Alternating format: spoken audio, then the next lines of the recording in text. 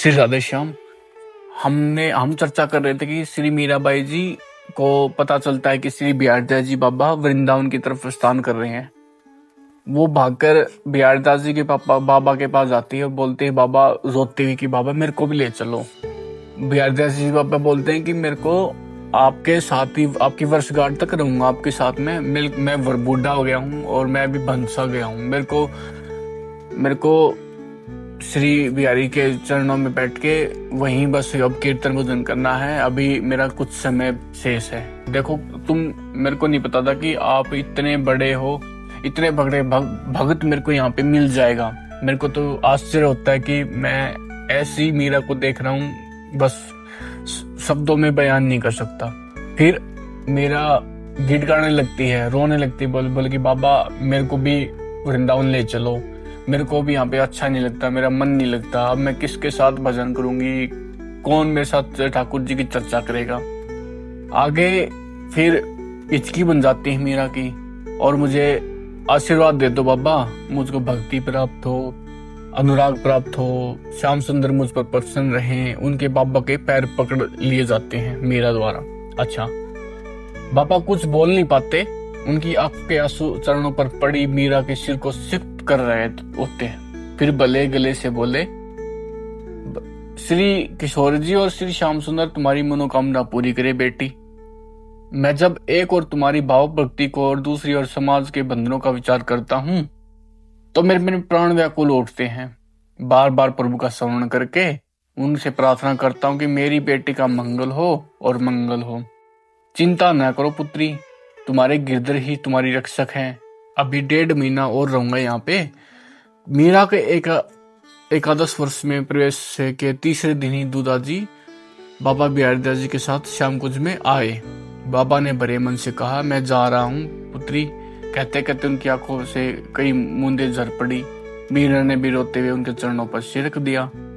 बाह पकड़कर उसे उठाकर सिर पर हाथ धर के वे उसकी ओर निहारने लगे। इस दृश्य ने उसका उपस्थित सभी जनों को रुला दिया। आंसू भरी आंखों ने उनकी ओर देखा। फिर मीरा धरती की ओर देखने लगती है।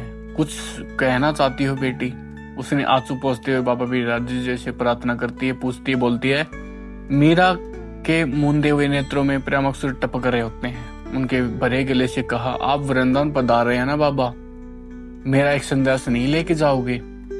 बोलो बेटी, तुम्हारा संदेश व्यक्त होकर मैं तो कृतार्थ हो जाऊंगा।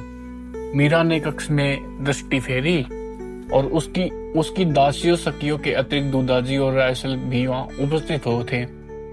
लाज के मारे बोला नहीं गया उनसे। लकड़ी की कमलदान से कागज कलम लेकर वह लिखने लगी और आंसू से दृष्टि धुंधला जाती है। आंखें पोंछ फिर लिखने लगती हैं। लिखकर उसने मन ही मन पढ़ा और वो पद था कि श्याम मोरी बाहरली गहो, या भव सागर मंझधार में थे ही निभावण हो। महावे अवगुण गणा छय हो, थे ही सहो तो सहो।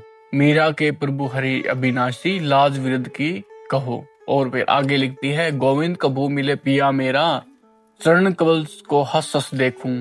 राखू नैना नेरा, निरखन को मोई चाण घनेरो। कब देखूं मुख तेरा, व्याकुल प्राण धरत नहीं धीरज।